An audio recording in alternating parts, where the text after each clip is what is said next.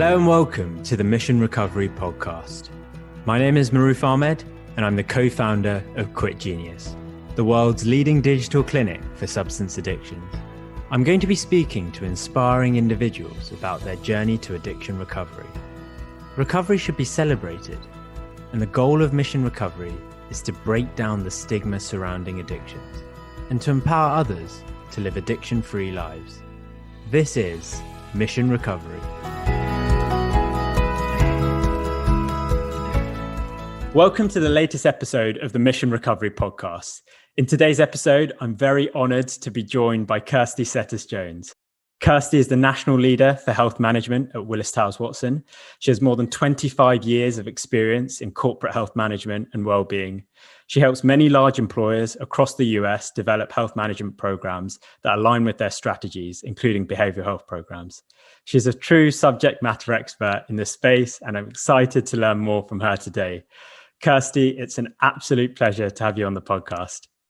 Thank you, Maroof. I appreciate you asking me to join today. The pleasure's all mine, Kirstie. I tried my best to summarize your very impressive resume in just a few lines, but I don't think I did it justice, Kirstie. So for the listeners, tell us a little bit more about who you are and what you do. Thank you, Maroof. I think you did a great job. Not much more to add to that. I do have many years of experience in this space. Actually owned my own consulting company prior to moving to South Florida and working on the brokerage side of the business. I'm proud to be with Willis Towers Watson. We have a great team of consultants, clinical expertise, and public health experts across the country that support our clients. So we really do run the gamut of wellness to well-being to health management. So whatever strategies our clients are looking to implement, we pretty much have a solution for them and help them walk through best practices and any type of benchmarking that might be available as well. Amazing. And yeah, the work yourself and your team doing is incredible. So thank you so much for all the hard work that you guys do there. Kirstie, it's been a crazy year with so much change, as you know. So I'd be really curious to hear your thoughts on what you've seen are the current focus points for employers and their benefit programs. Wow. That's the pandemic certainly has thrown a curveball into everyone's lives. Certainly has. We talked a lot about pre-pandemic. We talked a lot about mental health, behavioral health, MSK, those types of virtual care even prior to the pandemic. And then as soon as the pandemic hit, those ideas and strategies were just amplified, right? We started seeing a shift from that in-person care to more virtual care. We started seeing doctors starting to pivot and offering the more of telemedicine treatment versus that in person.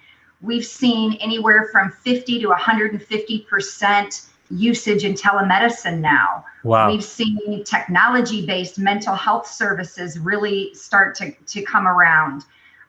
Most of it has been COVID related, but I think more people are starting to get comfortable with that virtual care versus having to always be in person.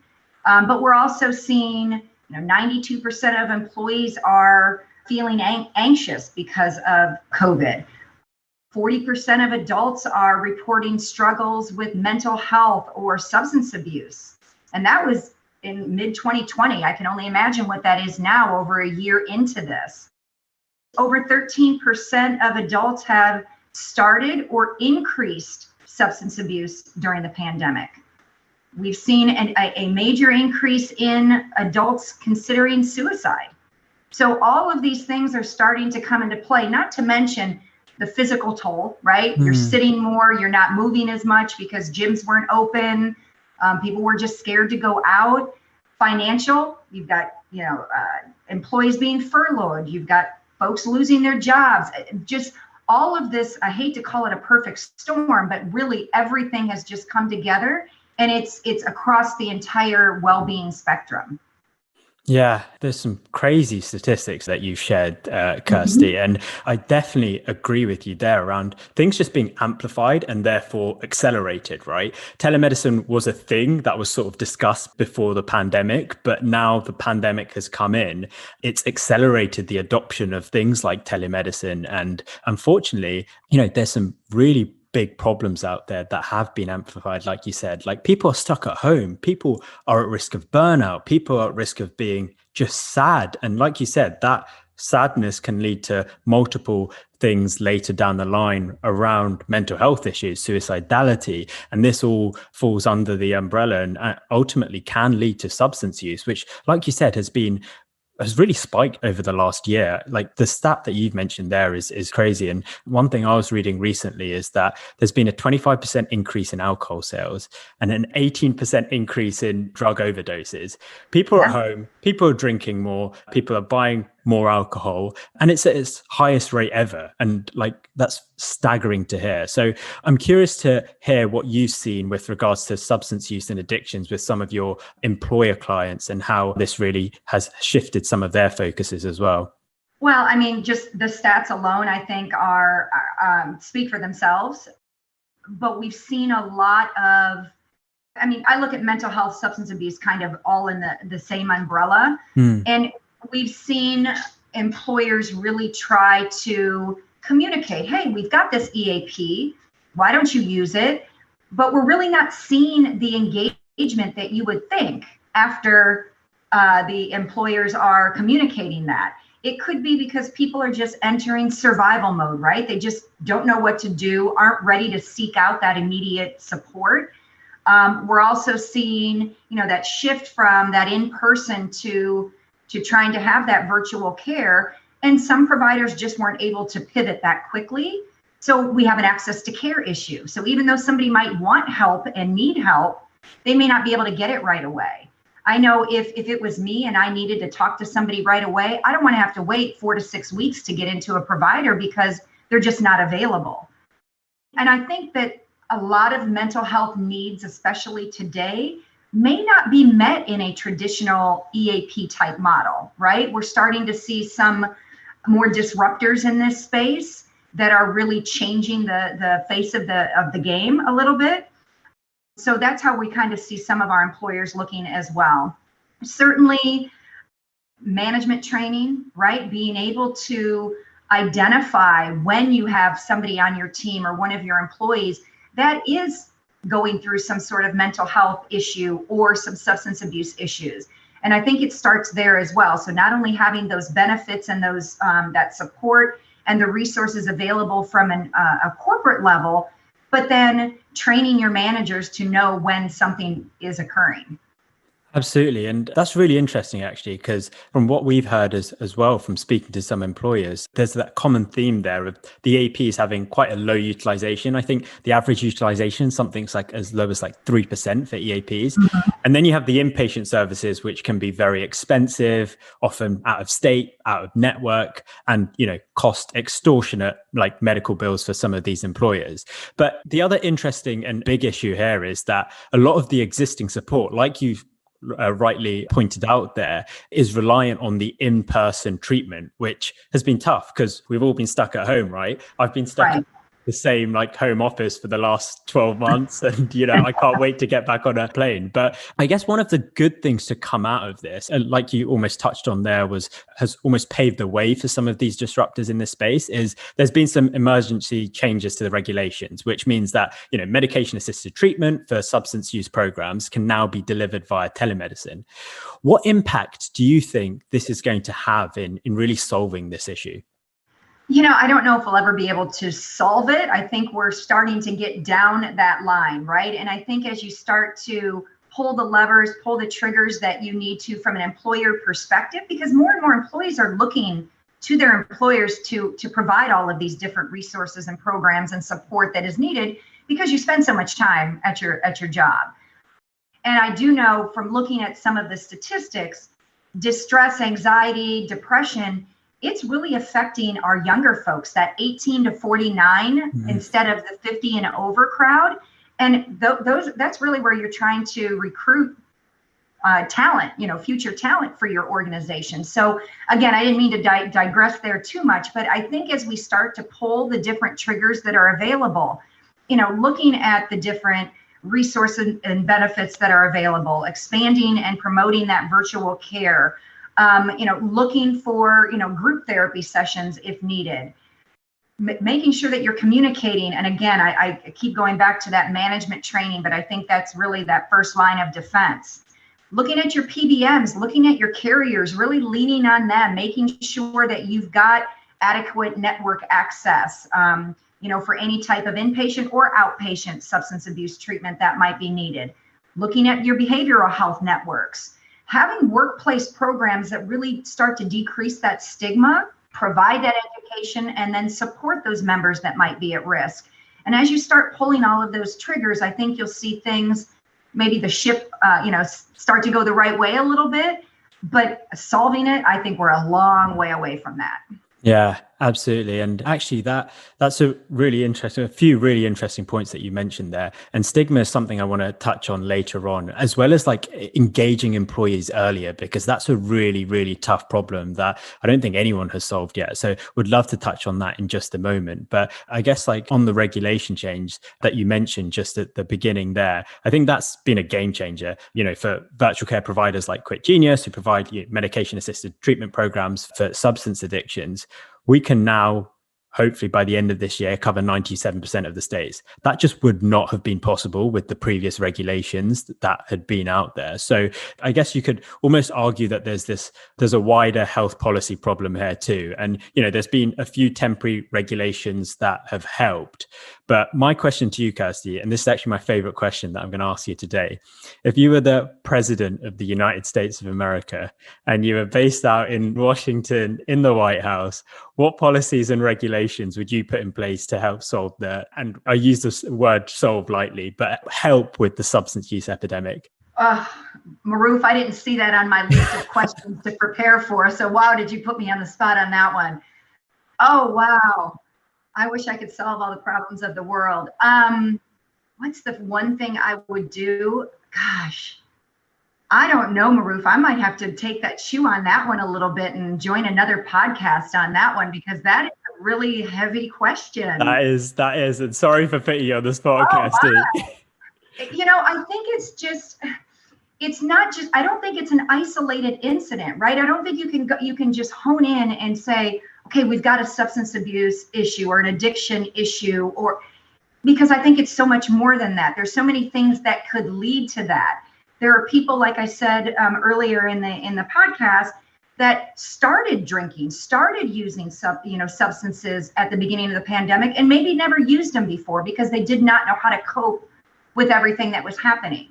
And again, it runs that spectrum of well-being. So it's not just the emotional, the mental, the substance abuse, but it's the physical, the financial, and the social, and all of those other, I guess, avenues were just shut down. So people went right to, okay, well, I've got to do something to cope. And the only thing I know how to do is I can buy some liquor online now and get it delivered to me. We saw an increase with that. So I think it's a multi-pronged approach. I don't think that there's any one policy that you can put in place that will get us going in the right direction. Yeah, that's really interesting, especially that point that you mentioned on like ease of access for alcohol. Like we talked about the difficulty in access treatment, but the ease of access for alcohol is just so easy nowadays. A few clicks on your mobile phone, you can get access to alcohol and alcohol delivered right to your door. And the one thing I almost wanted to dive into a bit more detail here is something that I think you mentioned in previously around engaging employees earlier, because in actual fact, like the problem, and interestingly, the problem for employers is often far bigger than they think it is, because they have members in their population in high risk categories that are drinking more than they should be, who'd benefit from support. But that employee is just completely unaware that they need support until it's too late, and they end up in a very expensive out of network inpatient service, like we mentioned. So how do you think employers can engage members earlier in their journey? Well, I think, and I hate to keep going back to EAP, but I think that's probably the most popular benefit that employers have right now, especially given the pandemic. I think that too often we've got this, oh my God, something happens. Now we've got to communicate that we have an EAP. Instead of having that drip campaign throughout the year, say, hey, this is available to you. And it's not just because you're stressed or anxious. There could be other things that you need help with, especially like last summer when we were starting to talk about going back to school. Caregiving was the big issue and situation that employers were trying to deal with, because you had remote workers, you had employees that had to wear several hats during the day. They're trying to work, they're trying to be a caregiver, whether it's educating the children at school or an elderly parent, whatever it may be. Not to mention there could be some special needs there as well. So you've got these people that are trying to wear all of these different hats. And I think that it was so close, like they couldn't see outside the box that it's a bigger issue than just, oh my God, what am I going to do with my kid during the day, right? So coming in and saying, okay, we do have this EAP. If you need caregiving support, here's some ways that we can help you. If you need elder care support, here's some ways we can help you. It's not just about that anxiety, depression, suicide, substance abuse. It's broader than that. I also think that making sure that there is online access, digital access, maybe it's in your well-being program, to online videos for fitness, to keep yourself physically fit, to use that as an outlet. I know that myself, I connected with my team 2 or 3 times a week just to make sure that everybody was okay. Who's struggling this week? Is there childcare issues? Are there elder care issues? Who has more workload? So just making sure you've got that open line of communication and knowing that your team can come to you from a management perspective. So that helped with the social. And then on the financial, loosening up your requirements or your parameters for being able to take out a loan against your 401k or withdrawing against your 401k if you needed the help. Things along that line. So again, I hate to keep pivoting because I don't think it's just a substance abuse issue. There were so many more things that need to be addressed that could lead to substance abuse. But if we start having some intervention earlier in the process, it may not get to that point.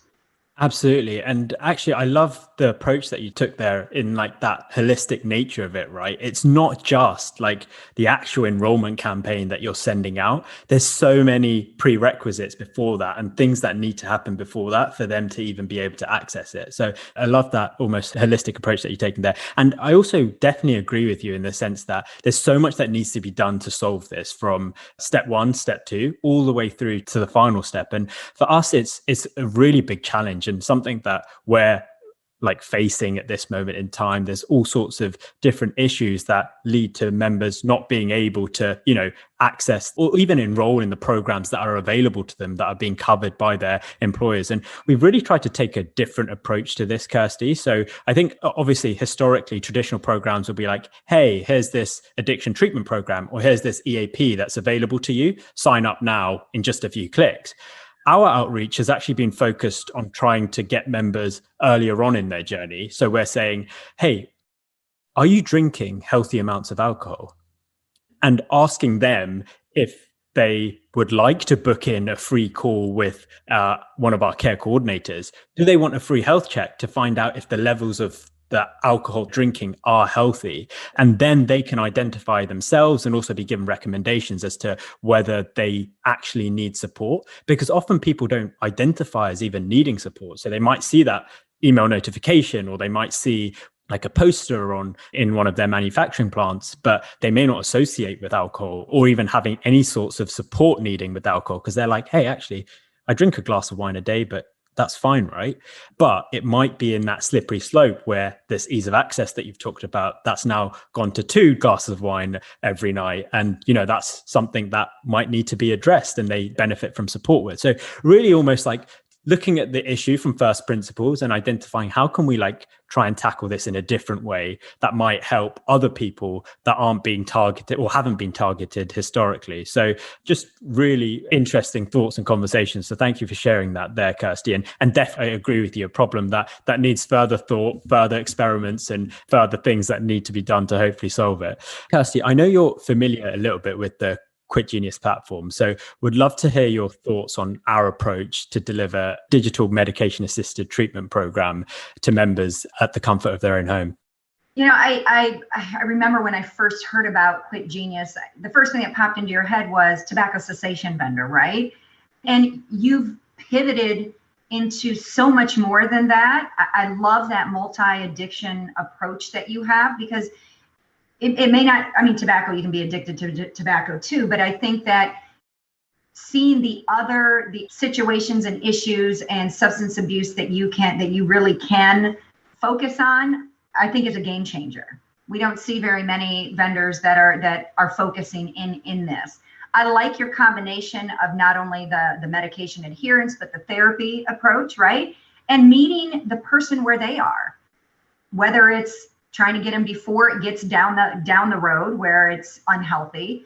But some might just need that therapy just to talk to somebody, but others might need that more medication assistance. So I like that. And it provides that access to care issue that I've been talking about this entire podcast, right? It's immediate access. So if somebody needs to outreach, they're there and can talk them through that. And I think that leads to higher success rates. Absolutely. And we've seen a crazy demand in the market at this moment in time because of all the statistics that you've mentioned, but also that unique approach that we're taking, because it's from the members that actually this spiraled when almost like 2 years ago, where we found that there was this huge overlap with people with one addiction that actually had another addiction, unfortunately, as well. So we thought, why have 2 or 3 different counselors that you need to speak to? Why not have that one counselor that can deliver holistic treatment across the multiple addictions that they have?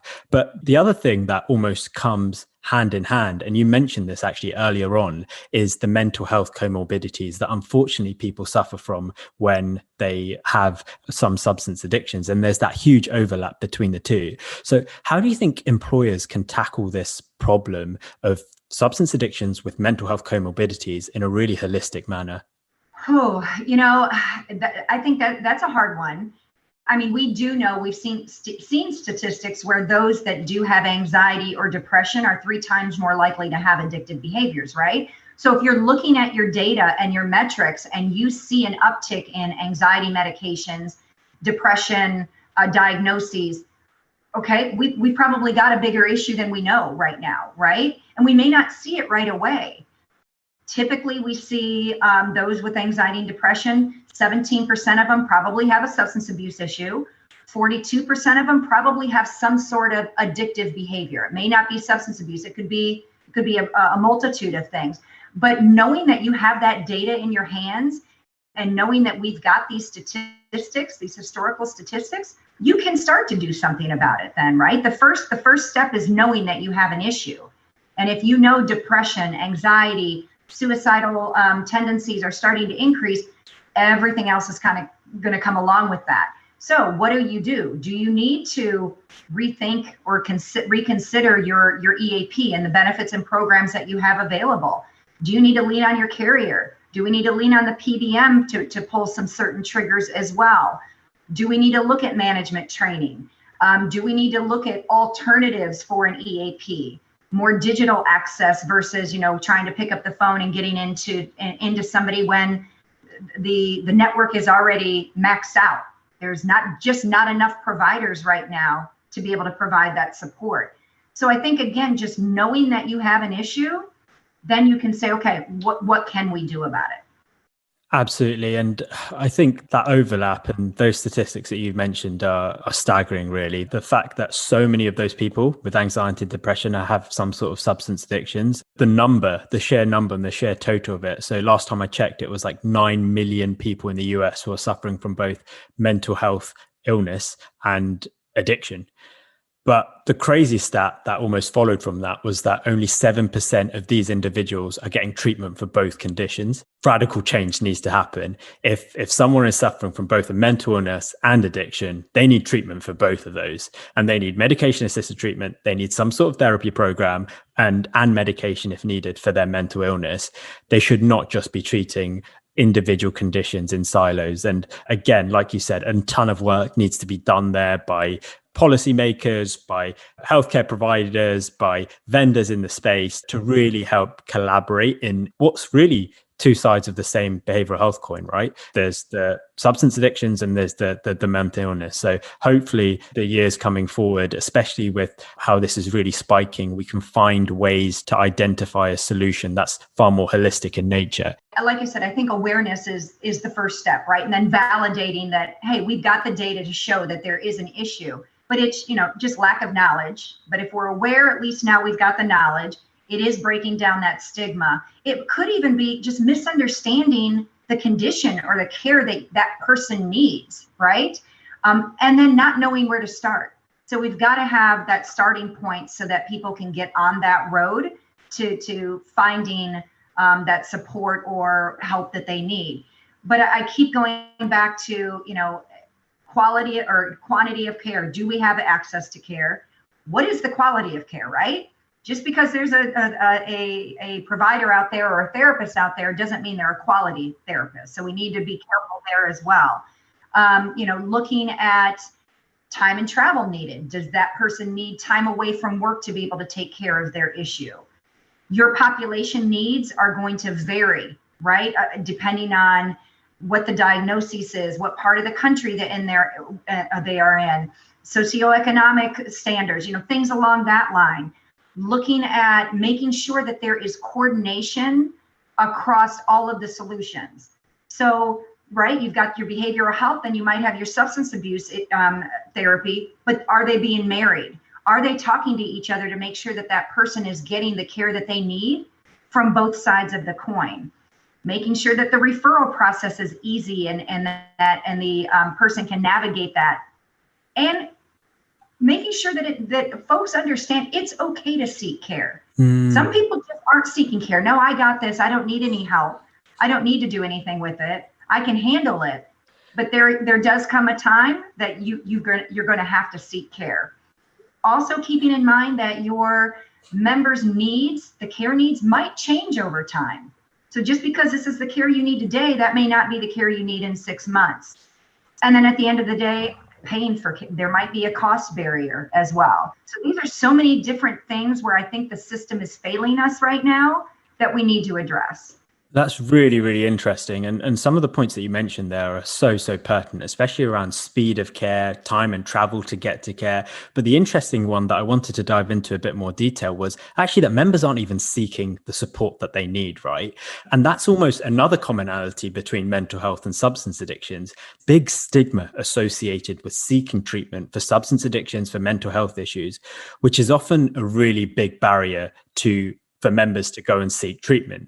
So what do you think employers can really do to help tackle the stigma in particular? So, we talk about that every day, all the time, reducing stigma, taking that away. Again, I think one of the things, and I hate to keep harping on this, is that management training, right? Having that manager being trained on identifying when there might be an issue. And then making it okay to talk about it with your manager or your whoever that person may be, that it's okay to come to me as your manager and talk to me that, yes, you're having issues, because that's going to affect your work, your productivity, the rest of the team. And then being able that manager to know where to direct that person to get the appropriate care that they need. Because sometimes your employees just don't know where to go. Even if you have it in front of their face on the internet, you're communicating it in all of these different modalities. Sometimes they just don't know. They go into kind of panic mode. Okay, where do I go? What do I do? What is my company going to think of me if I come to them and tell them that I'm having this issue? Am I going to get the support I need? So that I think it starts with the management level.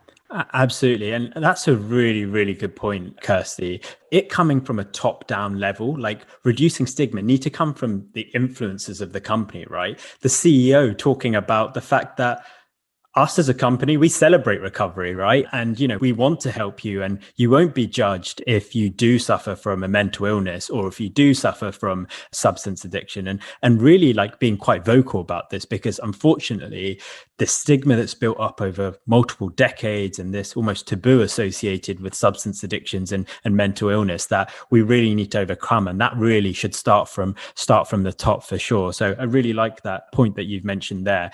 The other almost thought that I had here is the fact that, rehab and inpatient services have their own stigma associated with them, right? People have to go out, have to take 4 to 6 weeks off work, tell their boss that, I'm going to have to take time off work to go to rehab. The stigma associated with the word rehab itself, like you hear celebrities and various different folks attending rehab.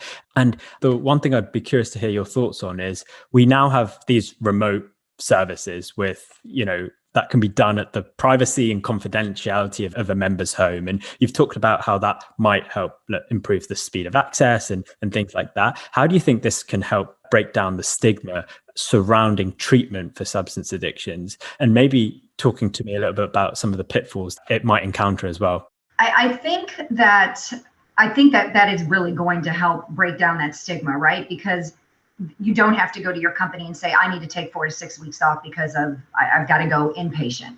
Being able to have that, whether it's daily or whatever the outreach is, to be able to do it in the comfort of your own home where it's may not be as stressed, or it could be more stressed, but it may not be as stressful, but you've got that direct connection when you need it, right? So if you're having an episode at 9 a.m. and you need that outreach right away, bam, you can jump on a Zoom call. These days you can jump on a digital and text your coach if you need to, or your therapist if you need to.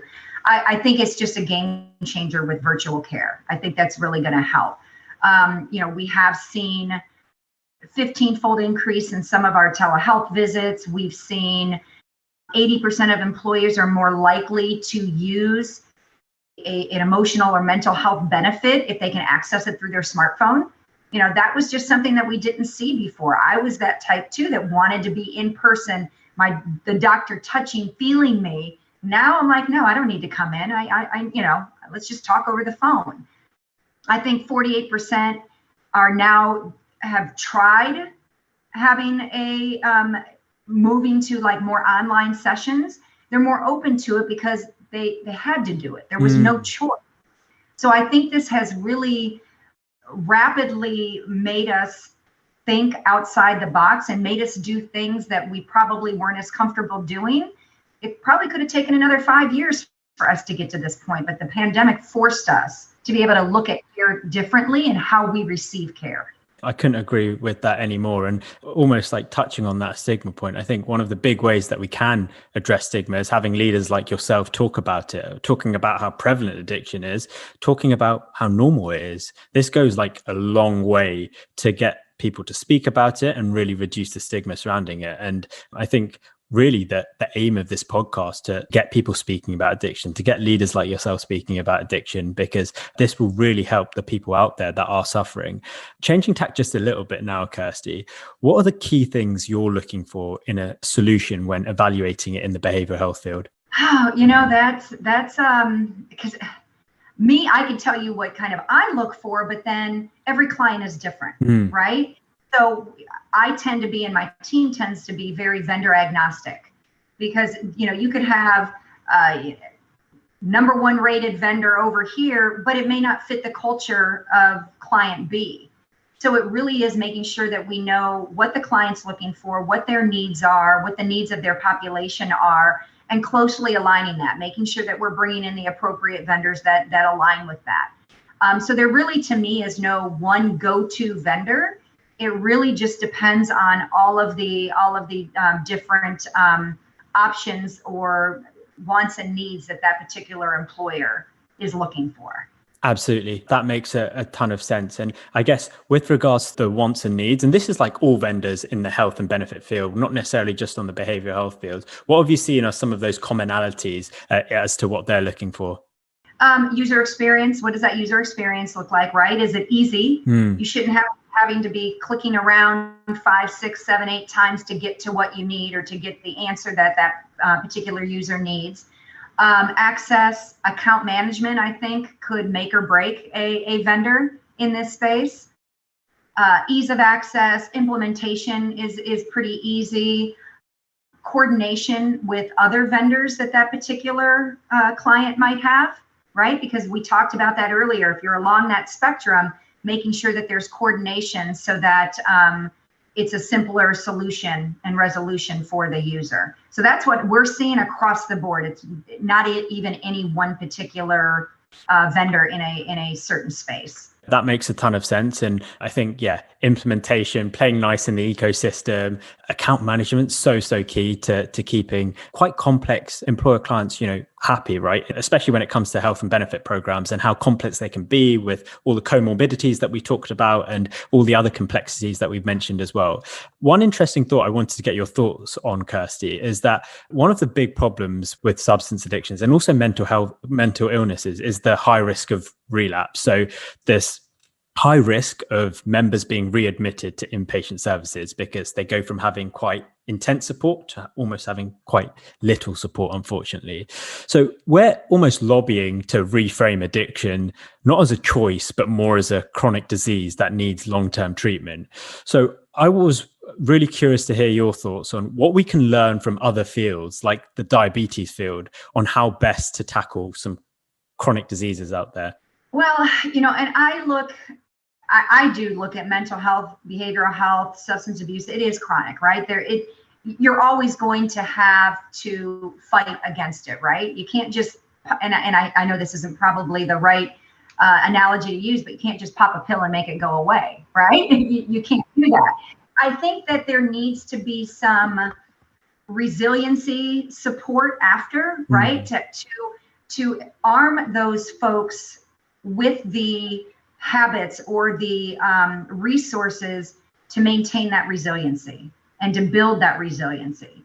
And we see a lot of that today, especially in the mental health for clients that pull the trigger on some sort of mental health program or mental health resources. Resiliency is always part of that because I think that is a long-term habit that can be used to help kind of maybe ward off having to jump back into rehab if that's the way you have to go. Really leaning on those habits. And I think the point on emotional resilience is a key one here, how it can really help support that member come through what is a chronic disease in this situation. My final question to you, Kirstie, is what advice do you have to employers out there tackling substance addictions in the workforce? I think the number one thing that some of our employers really need to consider is looking at or rebranding, reimagining their employee assistance program.